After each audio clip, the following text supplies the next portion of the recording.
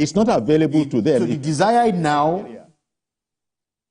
the desired now should be for us to pay for this service and pray that all those other bands that are band Bs are also upgraded as quickly as possible. Now, what does that mean? Okay. It also means that we are going to be generating more so that we can supply to all those, to bring all those other bands up to band A. So what we are doing basically is a phased development.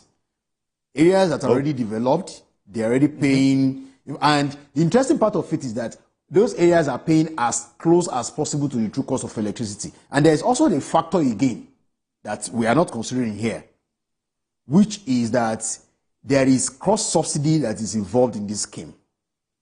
So those people that are in band A that are paying, the true cost of electricity are a bit higher, depending on the term, are also cross-subsidizing for other people that are not getting enough. So by the time we are able to, so what we should be pursuing is for us to be able to bring in more bands, more feeders onto band A. Okay. That should be our focus.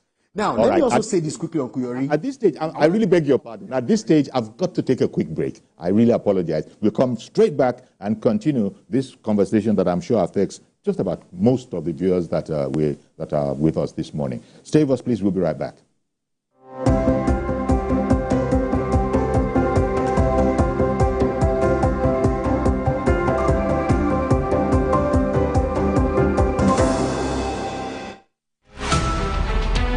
Every major news story is with many perspectives and layered with different levels of impact. Hello. What time did this happen? We will be right there.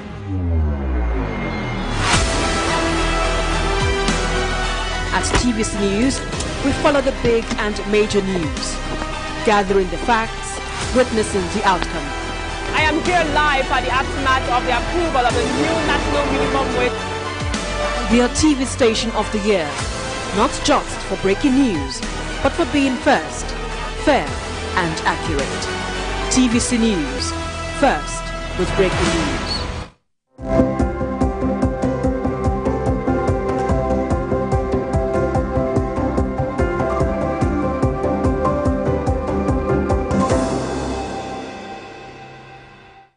Welcome back. Our guest is Adetayo Adegbenle. He's CEO Power Up Nigeria, and between us and of course with you at home as well, we're trying to understand the increase of electricity tariff by 300%. In practical terms, 225 naira per kilowatt hour, and that doesn't affect everybody. In fact, it is said that it was being explained to us that this increase does not affect everybody, only those in the so-called highbrow areas. But Mr. Adegbenle has just been explaining that if you look at it, the highest band, it actually benefits you more, because if you don't have power, if you're not on that band and you don't have power, you're going to have to fuel your generator, your diesel. There are different costs for not having power. So you might actually end up, being better off.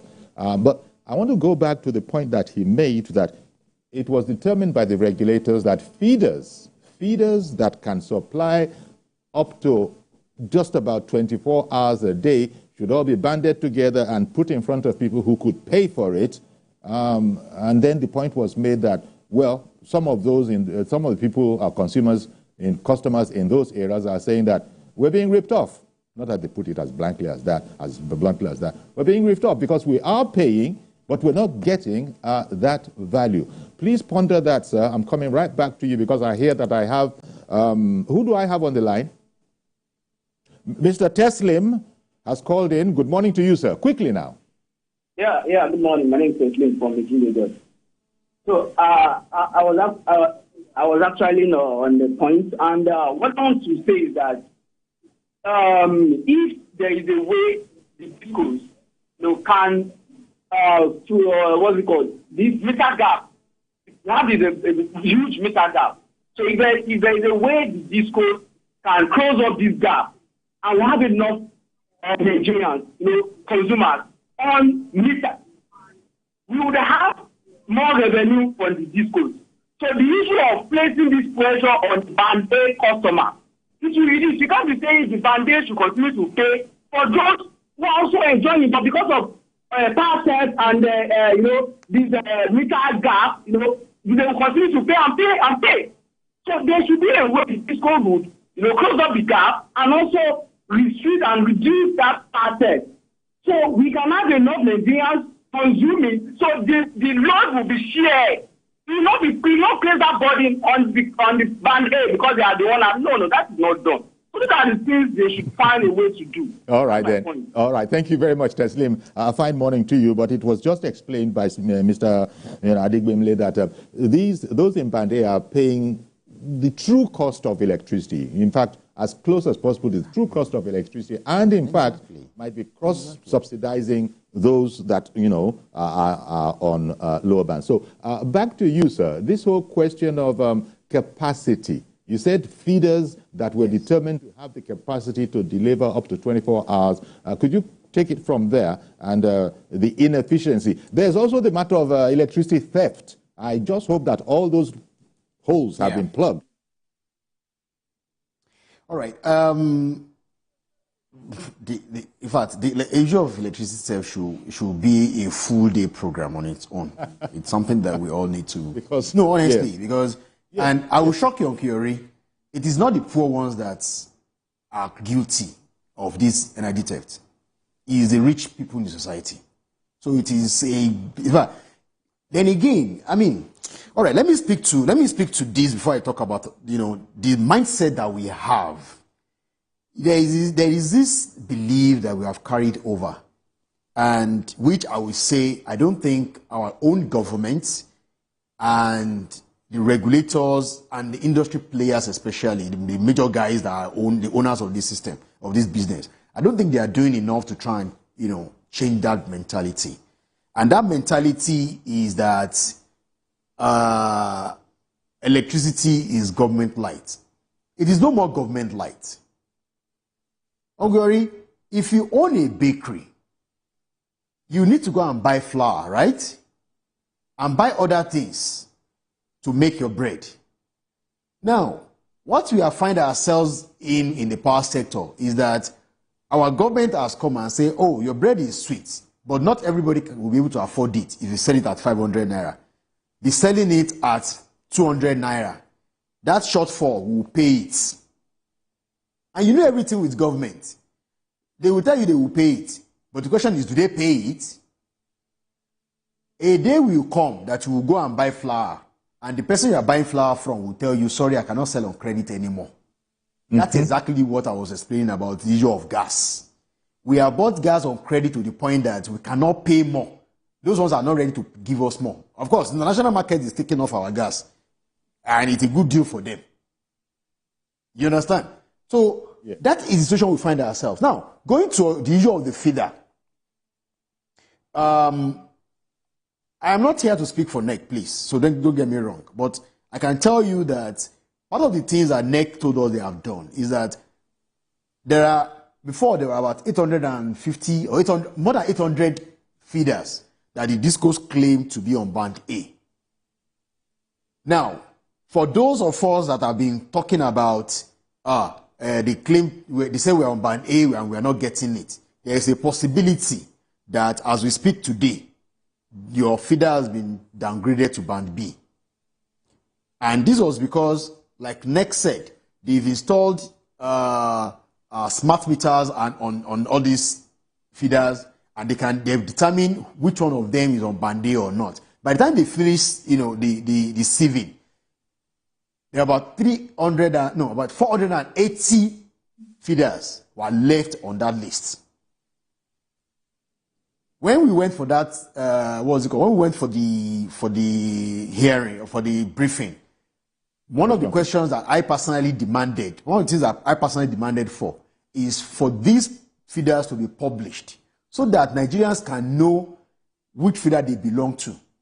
Now, if your feeder has been downgraded to band B and they are still charging you on band A, definitely that is illegal, and you can definitely take that one up with. Okay. So there are these factors in the system, sir. Mr. Adegbenle, sorry, sir. There are these factors in the system. We'll come back to it because I've been holding on to Modupe Adebayo in Lagos for quite a long time now. Good morning to you, Mrs. Adebayo. Good morning, sir. Good morning, sir. You've heard my credit all along. Good morning. Thank you. Thank you for holding on. Thank you for bearing with us. Yeah, okay. Go ahead, please. Good morning, sir. Go ahead, Good please. morning, sir. Yes. Good morning, madam. Yes, go ahead. Good morning, the other man. I did get your name, actually. Yeah. The guest? My name is Adetayo. Our guest is Mr. Adetayo Adegbenle. I don't know what you are saying on the band A, band B, whatever. Actually, I'm on band A. We usually have lights for like more than 20 hours. No doubt about that. But the point is, from 65 to 225, wow, is not acceptable. Okay, that's short and sharp. Thank you very much for contributing it. Thank you very much, Mrs. Adebayo. He actually says they are delivering. We get light for 24 hours round the clock. Her grouse is that 60-something naira to 225 is unacceptable. As she is speaking, she might also be aware that there are areas in this town that are not bush areas that have not had an hour of power in the past 5 days. Oh, okay. Okay. All right. I love you. I love your argument, Uncle Yori. I wanted to ask why she believed it's not a good thing. I wanted to ask because, again, this is why we should take a bit more of interest in this sector. Electricity is a commodity, just like every other thing. It is a naira and kobo situation. And I have argued before. I think I was on a program in December or January where I was talking about how sustainable the subsidy is. If you are not able to pay for the bread that we are buying from the bakery, we will get to the bakery one day and the bakery will shut down. Alternatively, the bakery will scale down on the quality of the bread that they deliver. Small time, you will not be able to even see bread at all. By the time, at some point, bread will become a scarce commodity. It is very simple. We are not able to charge, we have not been charging the true cost of electricity in Nigeria. So it is difficult for us to continue to, in fact, it's difficult for people that are running the system to take from the money that they get to now put it back in the system. Because it is when they make profit that they will buy transformer for your area. It is when they make profit that they will extend their networks. It is when they make profit that the quality of service that we get, both in terms of supply and in terms of support, will improve. Then we are not able to effectively do this. And I'm sorry, I don't understand why we Nigerians just believe that we must be spoon-fed. Apologies if this is not, I mean, a lot of people will take... Mr. Adegbenle, the explanation you're giving us is, as far as I can see, identical to that which we got on removal of subsidy on fuel. I agree with you, Uncle Yori. So when that madam was saying that... Let me ask you this question, Uncle Yori. Since the removal of fuel subsidy, how many fuel stations have you entered and you don't see them sell fuel? Very, very few. Relatively few. Relatively few. I have not. Yes. Relatively Unlike before few. that we are running fuel subsidy. Now, let me add to this, please. Let me add to this argument. Uncle Yori, when we were running fuel subsidy, well, I mean, when we were paying fuel subsidy, what we had was a situation where we were having bogus claims. Nobody can say effectively only 10,000 liters of fuel was brought into the country, and X amount of people were benefiting from it. Those were the arguments. Not that the subsidy is not good. Don't get me wrong. Not that subsidy is not good. But when you do not have data, when you cannot manage your subsidy, it becomes something else. It gives an opportunity for wastage. It opens up the door for people to come in and say, I mean, if I can eat one loaf of bread one day, and government also says because you're in Nigeria, come and be taking bread at our bakery. I can go in there and take 10. Then I'll eat that one that can satisfy me in the day and keep 9 until they get spoiled. I think it's a culture shock. That's what is happening with our subsidy. I think it's a culture shock. I think it's a culture shock. Exactly. It's the culture shock for us. Yes, for us. And I'm going to say this, sir. For people that want to challenge me, I'm going to say this, sir. That whole government light syndrome.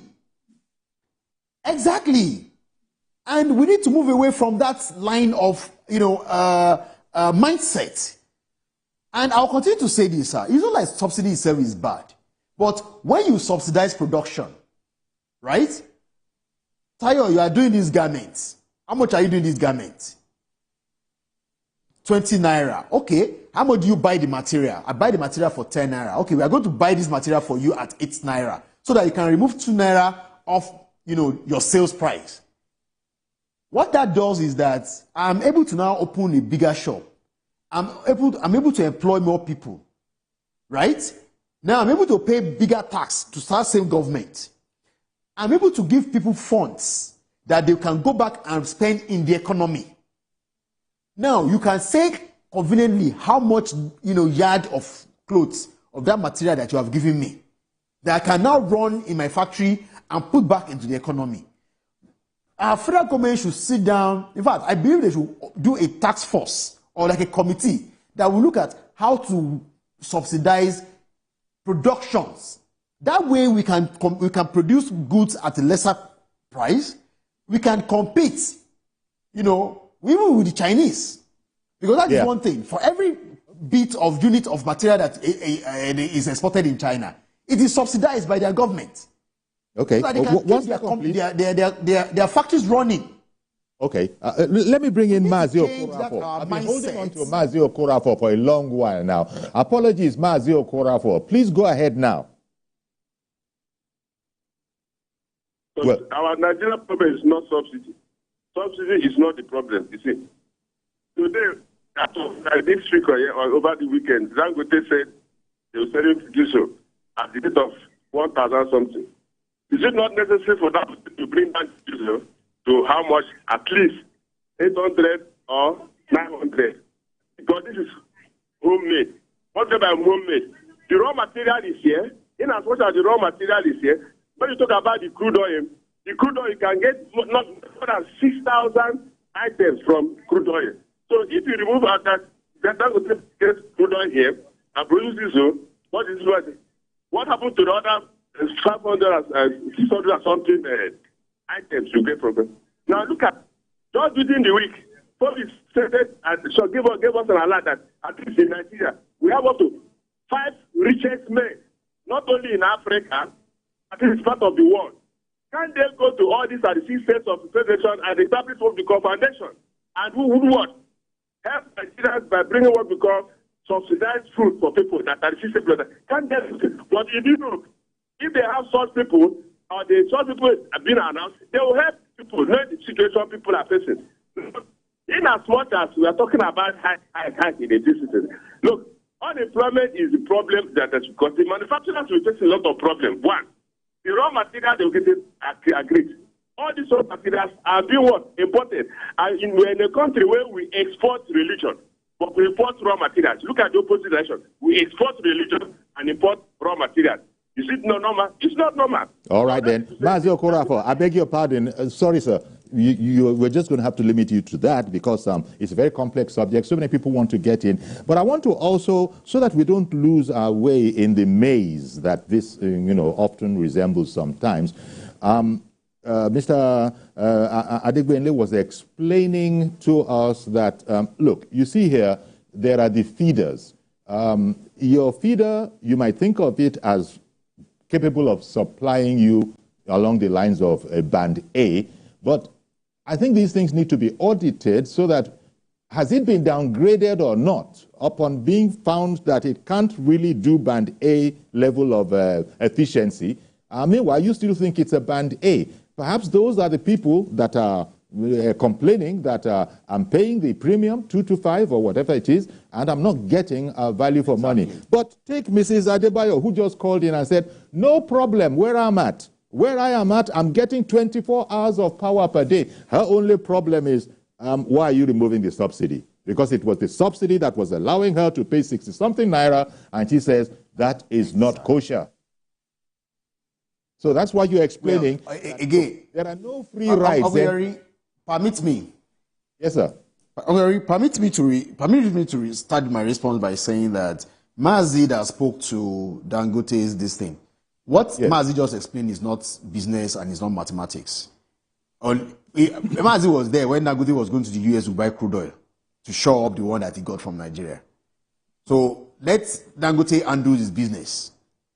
That's what I can say. When Dangote when he stabilizes, then we can now see other things coming on board. And you now see the prices coming down because he's sourcing it with Naira, provided he's sourcing it with Naira. Now, that's another argument that our minister put up that I think should also be challenged.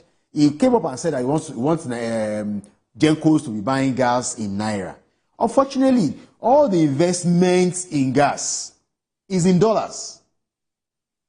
Recently, the NMRDP, or the regulators of the gas downstream, they increased price of gas from 2.18 for local Gencos to 2.82 or something.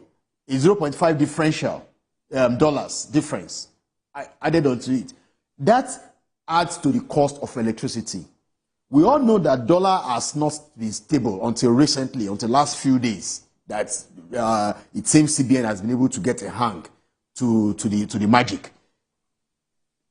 Dollar in the last tariff review that was done in December 2022, dollar was 440 officially in that tariff review. As of today, dollar is about 1213. This tariff review that the NEC has done, I think they use a figure about 1.14. If by next month dollar has gone to 1,000 naira, NEC, that tariff will come down because dollar will have also come down. And we also pray that inflation does not go up. Now, those are the macroeconomic indices that affect tariff. So if a loaf of bread was 700 naira in December or 500 naira in December 2022, as of today, that same loaf of bread is going for about 1,000 to 1,003. Why did Miss, what's her name that called? Why didn't she say, apologies, I didn't get her name, sorry. Adetayo. Why didn't she say that, why is the bread cost going up? Again, we need to speak to, let them produce this light. Thank God that she doesn't have to buy fuel to run a generator anymore. If she is buying fuel to run a generator, it also comes at a higher cost. Exactly. That's the reality that we have to face. Somebody else on the line. Who is on the line?